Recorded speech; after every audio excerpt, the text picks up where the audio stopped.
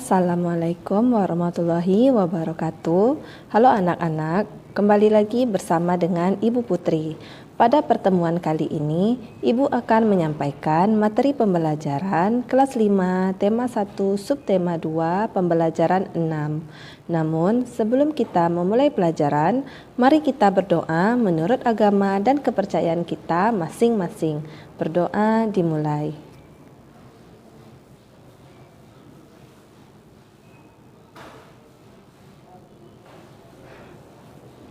Berdoa selesai. Anak-anak, sebelum Ibu menyampaikan materi pembelajaran kita pada hari ini, Ibu akan menyampaikan tujuan pembelajaran yang harus kamu capai pada hari ini. Tujuan pembelajaran yang pertama yaitu, siswa dapat menyebutkan macam-macam gerak otot. 2. Siswa dapat menemukan ide pokok pada masing-masing paragraf secara tepat. 3. Siswa dapat menyebutkan organ gerak manusia secara benar. Pada pembelajaran kali ini, kita akan mengawalinya dengan sebuah cerita Pak Anto dan Beni. Pak Anto dan Beni kaget, tiba-tiba terdengar suara teriakan minta tolong.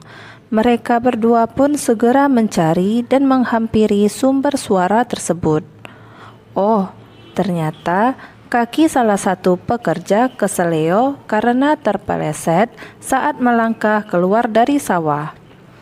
Dia nampak kesakitan sekali. "Kenapa dengan Pak Bejo, Pak?" tanya Beni khawatir.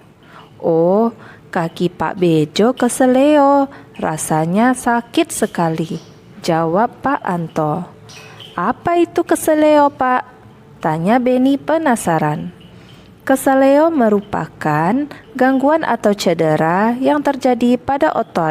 Hal tersebut dapat terjadi karena adanya gerakan dadakan, kekurangsiapan otot untuk melakukan suatu gerakan. Juga karena adanya paksaan gerakan pada otot.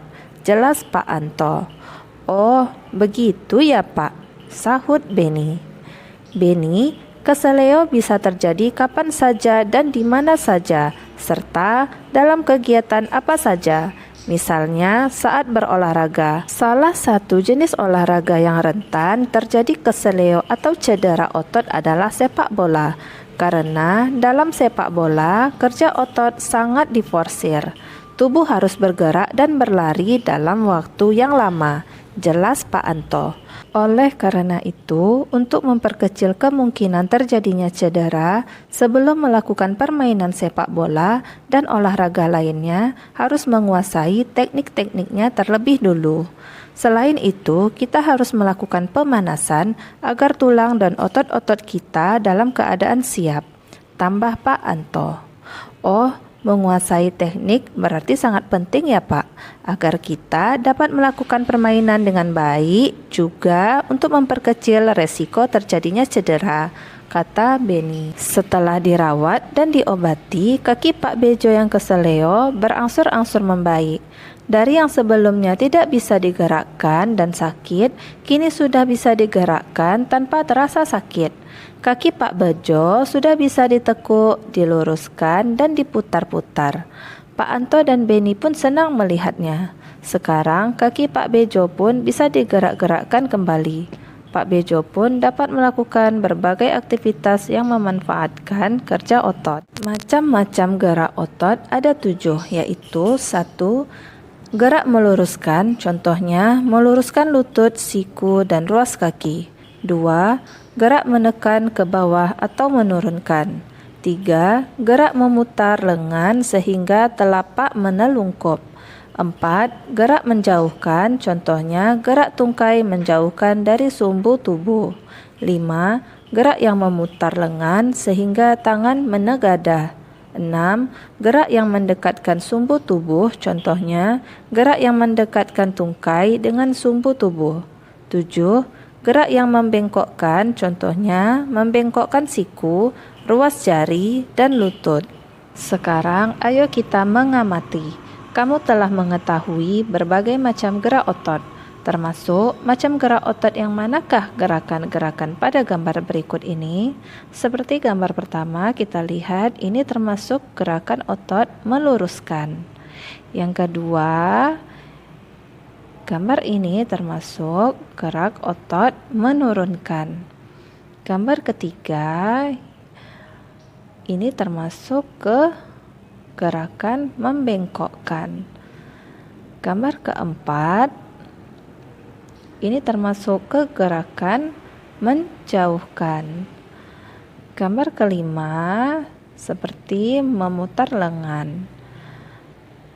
Dan gambar terakhir, ini adalah gerakan mendekatkan. Cara menjaga dan merawat otot pada manusia adalah sebagai berikut. 1. Menghindari gerakan yang membebani kerja otot secara berlebihan agar terhindar dari gangguan atau cedera pada otot. Maka kita harus menghindari kegiatan atau gerakan yang dipaksakan, gerakan tiba-tiba, dan kegiatan-kegiatan yang terlalu membebani kerja otot. 2. Melakukan peregangan. Lakukan beberapa gerakan peregangan sebelum dan sesudah melakukan aktivitas tertentu yang memanfaatkan kerja otot dalam jangka waktu yang lama, seperti saat melakukan olahraga, berjalan jauh, dan berlari. 3. Melakukan latihan rutin. Banyak latihan fisik yang dapat kita lakukan untuk menjaga kesehatan otot. Latihan rutin ini dapat dilakukan dengan beban maupun tanpa beban, bisa dilakukan di dalam maupun di luar ruangan. Misalnya jogging, bersepeda, latihan kebugaran di pusat kebugaran, dan lain-lain. 4. Memenuhi kebutuhan cairan tubuh. Kebutuhan cairan setiap orang berbeda-beda. Sedikitnya mengonsumsi 6 gelas air sehari agar dapat menjaga kesehatan tubuh. Cairan dapat membantu otot melemas setelah berkontraksi serta dapat melembabkan sel-sel otot, sehingga tidak mudah mengalami ketegangan. 5. Mengonsumsi makanan yang bergizi dan bermanfaat bagi otot. Banyak jenis makanan yang mengandung gizi yang baik bagi otot, khususnya untuk pembentukan otot. Makanan-makanan tersebut antara lain putih telur, susu, ikan tuna, sayur brokoli, dada ayam, daging sapi, minyak ikan, keju, kacang almond, dan kacang Arab, dan bayam. 6. Meringankan nyeri otot. Gunakan krim khusus otot untuk menimbulkan rasa hangat sehingga otot yang kram menjadi lebih rileks. Selanjutnya, mari kita membaca teks yang berjudul Adarai Binaragawan Perkasa Indonesia. Adarai adalah sosok pria perkasa yang sangat terkenal di Indonesia, bahkan di dunia. Sebagai binaragawan Indonesia, banyak sudah prestasi yang diraihnya, baik di tingkat nasional maupun internasional. Saat ini, Adarai telah pensiun sebagai atlet binaraga. Meskipun demikian, ia tetap aktif menjadi pembina dan membuka tempat kebugaran di beberapa daerah di Indonesia. Pada waktu kecil, Adarai hanya seorang anak kecil yang memiliki tubuh kurus, bahkan bisa dibilang sangat kurus. Pada umur 10 tahun, Adarai hanya memiliki berat badan 25 kg, bahkan hingga mencapai remaja dengan tinggi 183 cm. Berat badan Adarai hanya 55 kg. Adarai, dia memiliki minat yang tinggi dalam bidang olahraga. Pada awalnya, dia menggeluti bidang olahraga bulu tangkis. Namun, Adarai tidak begitu lama menggeluti bulu tangkis, hingga pada akhirnya dia lebih memilih untuk menjadi seorang atlet binaraga. Prestasi pertama Adarai dalam bidang binaraga diraih pada tahun 1995. Prestasi tersebut memicunya untuk terus aktif mengikuti berbagai kejuaraan, mulai dari lingkup kecil hingga besar, mulai dari lokal, nasional, hingga internasional.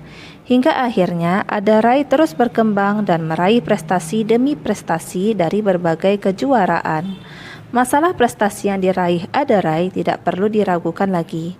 Dari berbagai kejuaraan yang diikutinya selalu membuahkan hasil yang mengagumkan. Salah satunya kemenangannya di Muslim Mania World atau kejuaraan dunia binaraga kelas berat ringan. Dari situlah kemudian membawa Adarai menuju ke kejuaraan multi-event Asia Tenggara atau SEA Games pada tahun 1997. Pada kejuaraan tersebut, Adarai pun mampu mempersembahkan emas bagi bangsa Indonesia. Bahkan setelah itu masih banyak piala dan medali yang dia raih dari berbagai kejuaraan tingkat nasional dan internasional. Berkat prestasi-prestasinya itulah Adarai turut mempromosikan binaraga di Indonesia. Dari sebelumnya yang sepi peminat hingga akhirnya olahraga binaraga menjadi olahraga yang banyak diminati di Indonesia baik oleh pria maupun wanita. Setelah pensiun sebagai atlet pun, Adarai masih berkecimpung dalam dunia binaraga. Dia membuka beberapa pusat latihan dan kebugaran di beberapa daerah. Selain itu, Adarai juga menjual suplemen dan melakukan pelatihan sertifikasi untuk para profesional di bidang fitness. Ade juga aktif mengampanyekan hidup sehat melalui fitness dengan menerbitkan buku dan majalah serta menjadi pembicara di berbagai seminar dan acara. Selanjutnya, setelah kamu membaca teks Adarai Binaragawan Perkasa Indonesia, berdasarkan bacaan tersebut, temukanlah ide pokok pada masing-masing paragraf. Untuk ide pokok pada paragraf pertama adalah Adarai adalah binaragawan yang tidak hanya terkenal di Indonesia, tetapi juga di dunia. Paragraf kedua, ide pokoknya adalah pada waktu kecil, Adarai hanya seorang anak kecil yang memiliki tubuh kurus, bahkan bisa dibilang sangat kurus. Untuk paragraf 3, 4, 5, 6, dan 7, kamu dapat menjawab pertanyaan berikut di buku tulismu. Demikianlah materi yang dapat Ibu sampaikan pada hari ini. Semoga apa yang telah Ibu sampaikan pada hari ini dapat bermanfaat untuk dirimu dan menambah ilmu pengetahuanmu.